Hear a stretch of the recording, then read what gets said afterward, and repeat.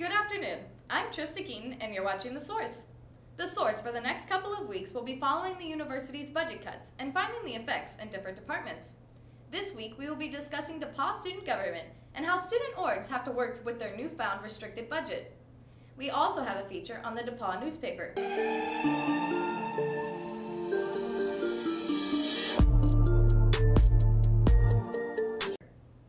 Paige, Burgess, and Madison, Montero gives us the rundown on how funds are being allocated within DSG. What the university did is they looked at these budget cuts and made guidelines for what was going to happen with the distribution of money as it exists. So the money that DSG pulls from is the student activity fee. The more students who come in, the bigger our fee is because we need to use that money to support the students that are on campus through programming. So our money is around the same amount, but we've done work last semester to change what the money can be used for. The biggest goal is to ensure that all orgs get like a decent amount of funding. I think orgs are being very flexible with the new limits that we have on funding for each org. In the next general body meeting, I'll be kind of explaining and like throwing out raw numbers of money, what we have to spend. In the face of a 2-decade-long decline in the newspaper publishing industry, the DePauw has weathered similar challenges, grappling with dwindling employment, a drop in weekly publications, and creating enthusiasm for journalism as a career choice. However, a remarkable turnaround has emerged this year as the DePauw newspaper experiences a substantial surge in student interest, publication frequency, and readership. D3TV asked the DePauw staff about this impressive revival, and here is what they have to say.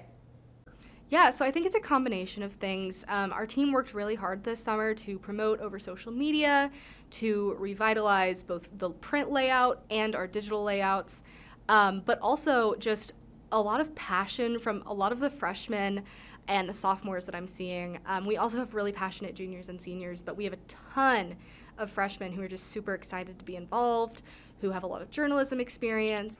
I chose to join the newspaper because I wanted some experience in writing, obviously, for my career.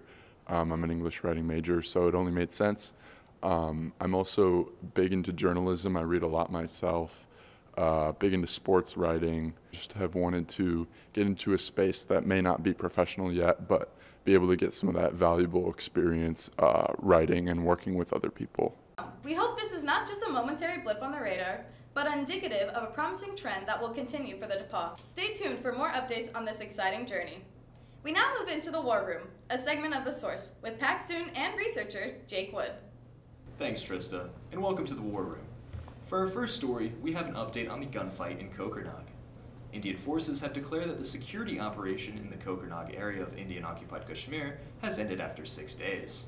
Since our last update, 2 additional Indian soldiers have been confirmed killed in the gunfight, raising the death toll on the Indian side to 5.